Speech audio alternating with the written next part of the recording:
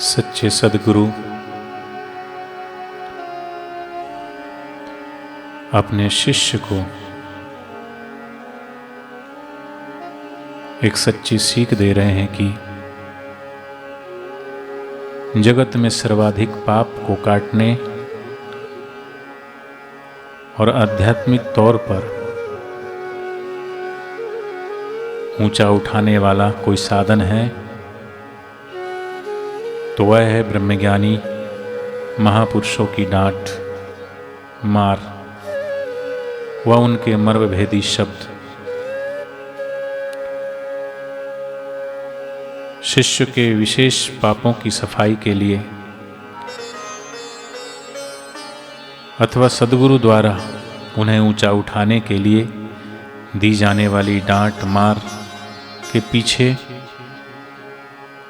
शिष्य की गलती निमित्त मात्र होती है। मुख्य कारण तो सर्वत्र व्याप्त गुरु तत्व द्वारा बनाया गया एक माहौल होता है। जब भी किसी ब्रह्मनिष्ठ सद्गुरु द्वारा किसी शिष्य को दी जाने वाली डांट मार अथवा मर्मभेदी शब्दों से शिष्य को मृत्यु तुल्य कष्ट हो और सद्गुरु का सानिध्य छोड़कर घर भाग जाने के लिए विचार आए तो उसे भागना नहीं चाहिए, लेकिन समझना चाहिए कि इस मनस्पात स्थाप के से अपने कई जन्मों के पाप भस्म हो रहे हैं।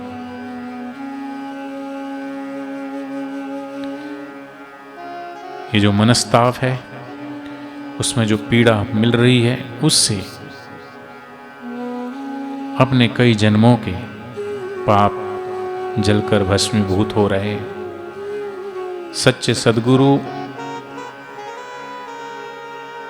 तो तुम्हारे स्वरचित स्वप्नों की धज्जियां उड़ा देंगे, सपनों को तोड़ेंगे, अपने मर्मभेदी शब्दों से तुम्हारे अंतःकरण को झकझोर देंगे। वज्र की तरह वे गिरेंगे तुम्हारे ऊपर। तुमको नया रूप देना है, नई मूर्ति बनाना है, नया जन्म देना है ना। वे तरह तरह की चोट पहुंचाएंगे, तुम्हें तरह तरह से काटेंगे, तभी तो पूजनीय मूर्ति बनोगे, अन्यथा निरे पत्थर रह जाओगे। तुम पत्थर न रह जाओ, इसलिए तो तुम्हारे अहंकार को तोड़ना है, भ्रांतियों के जाल को काटना है। तुम्हें नए जन्म के लिए 9 माह का गर्भाभास और प्रसव पीड़ा तो सहनी पड़ेगी ना। बीज से वृक्ष बनने के लिए बीज के पिछले रूप का तो सड़ना गलना पड़ेगा ना। शिष्य के लिए सद्गुरु की कृपापूर्ण क्रिया एवं शल्य क्रिया दोनों एक समान है। सद्गुरु के चरणों में रहना है तो एक बात मत भूलना, चोट लगेगी, छाती फट जाएगी, गुरु के शब्द बाणों से खून भी बहेगा, घाव भी होंगे, पीड़ा भी होगी। उस पीड़ा से लाखों जन्मों की पीड़ा मिटेगी। पीड़ोद्भवः सिद्धया, सिद्धियां पीड़ा से ही प्राप्त होती है। जो हमारे आत्माओं के आत्मा है, जो सब कुछ है, उन्हीं के प्रति रूप सिद्धि मिलेगी। लेकिन भैया याद रखना, अपने बिना किसी स्वार्थ के अपनी शल्य क्रिया द्वारा शिष्यों को दुश्मन की तरह दिखने वाले साहसी महापुरुष कभी कभी आते हैं इस धरा पर। उन्हीं के द्वारा लोगों का कल्याण होता है। बड़ी भारी संख्या में कई जन्मों से संचित पुण्य का उदय होने पर भाग्य से अगर इतने करुणावान महापुरुष मिल जाए तो हे मित्र, प्राण जाए पर भागना मत। इसलिए कबीरदास जी कहते हैं, शीश दिए सदगुरु मिले तो भी सस्ता जान।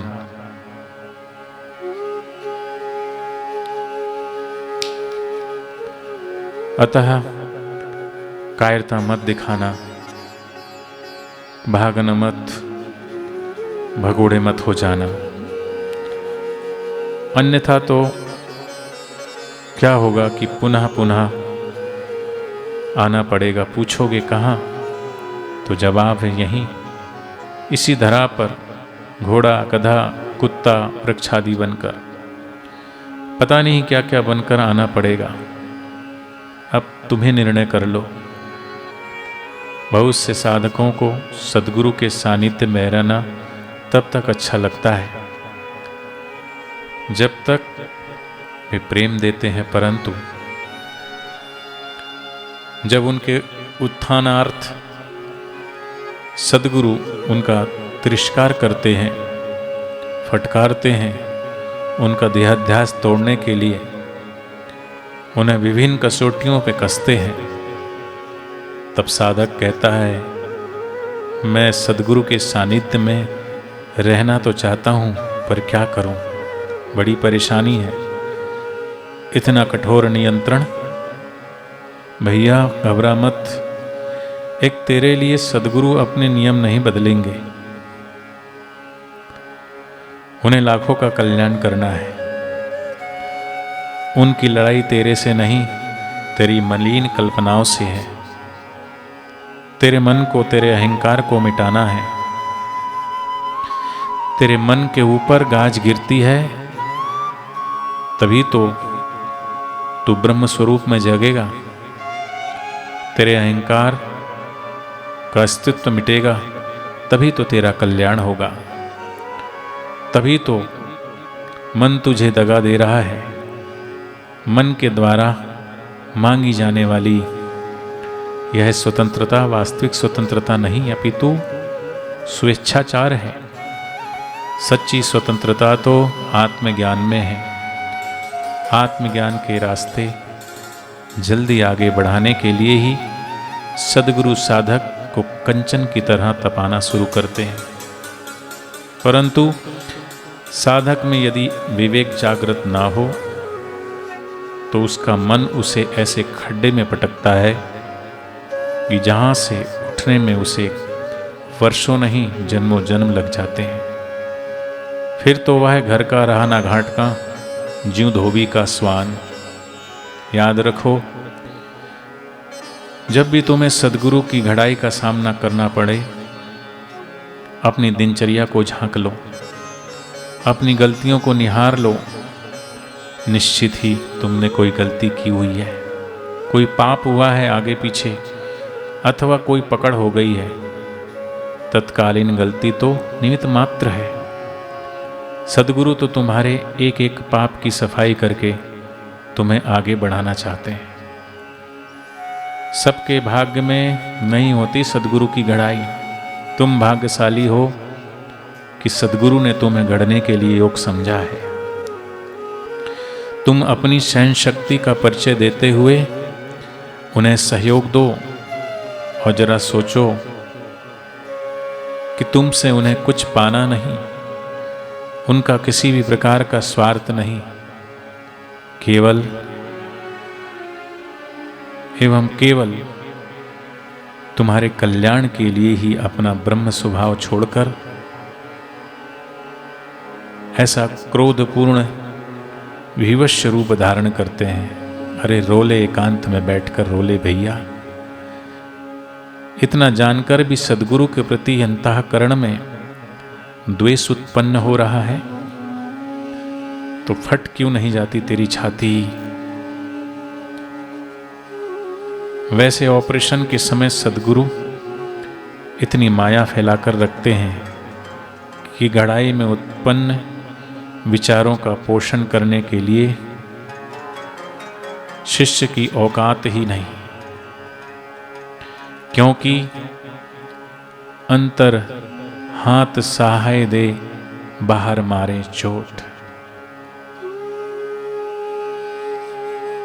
फिर भी चित्त का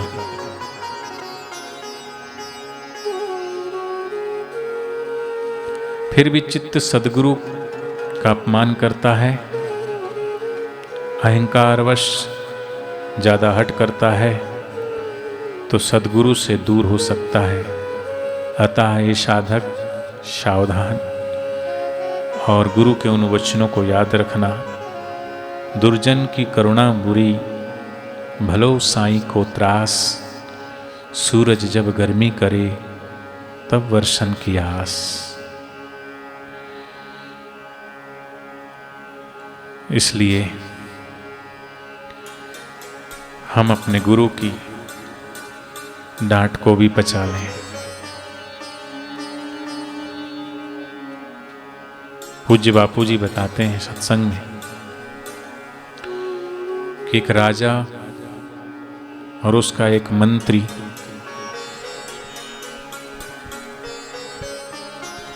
घूमने के लिए निकले। दोनों को भूख लगी थी। तभी एक वृक्ष के पास दोनों गए। उस वृक्ष पर एक ही फल लगा था। भूख दोनों को लगी थी।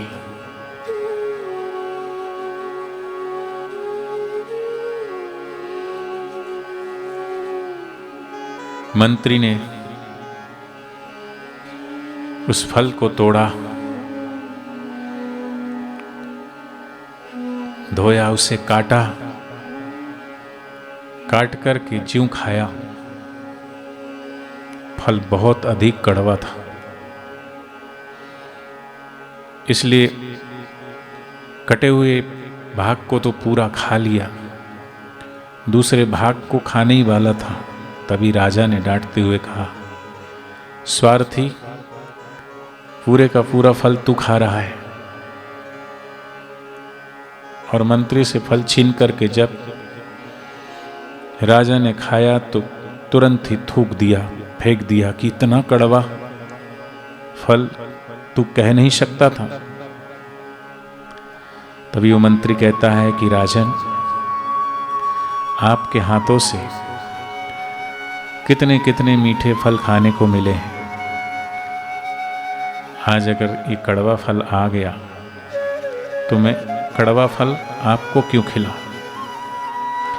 ऐसे ही वो सद्गुरु जो सिर्फ और सिर्फ अपनी करुणा और कृपा करके सिर्फ और सिर्फ हमारा कल्याण चाहते हैं, हित चाहते हैं, जिनकी करुणामयी नजर हम पर है, प्रेम भरी दृष्टि हम पर है, ऐसे सद्गुरु जिनकी नूरानी नजर हमारे हृदय को पुलकित करती है, आनंदित करती है, जो प्रेम के सागर है, करुणा की मूर्ति है, ऐसे सद्गुरु कई बार बाहर से कठोर दिखते हैं, वास्तव में वो भीतर से इतने कोमल हैं जैसे नारियल की तरह, भीतर जैसे मक्खन ही मक्खन है, बाहर से कठोर दिखते हैं। और कई बार शिष्य की गलतियों को निकालने के लिए गुरु थोड़ा कठोर व्यवहार करते हैं, लेकिन शिष्य को ये सोचना चाहिए कि मेरे सद्गुरु मुझे कितना प्रेम देते हैं, मेरे सद्गुरु की मुझ पर कितनी रहमत, कितनी करुणा है। करोड़ों करोड़ों शिष्यों के होते हुए सद्गुरु मुझे डांट रहे हैं, मुझे समझा रहे हैं। ये मेरा धनभाग्य है, ये मेरा सौभाग्य है कि करोड़ों करोड़ों साधकों में शिष्यों ने, सद्गुरु ने मुझे चुना, मेरी खोट को निकालने के लिए उनकी करुणा और कृपा भरी ओट में अपने को लिया, मुझे ले लिया। और कहते हैं कि सद्गुरु जिसे स्वीकार कर लेते हैं, निसंकोच कहीं भी किसी भी जगह किसी भी तरीके से उस शिष्य को लाखों लोगों के बीच में भी डांट लगा सकते हैं, उठ बैठ करा सकते हैं, मार सकते हैं, डांट सकते हैं, और उनका पूर्ण अधिकार भी है।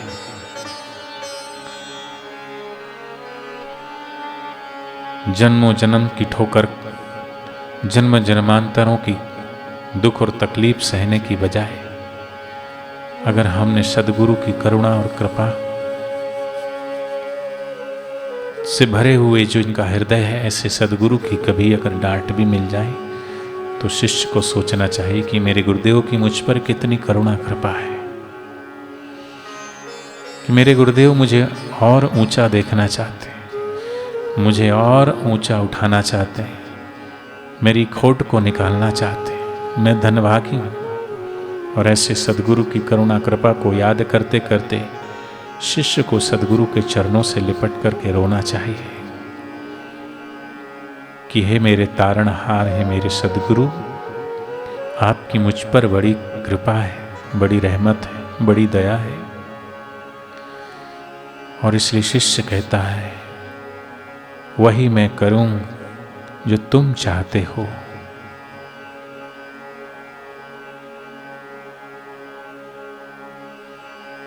सद्गुरु मेरा सूरमा, करे शब्द की चोट, मारे गोला प्रेम का, हरे भरम की खोट। हरि ओम तत्सत।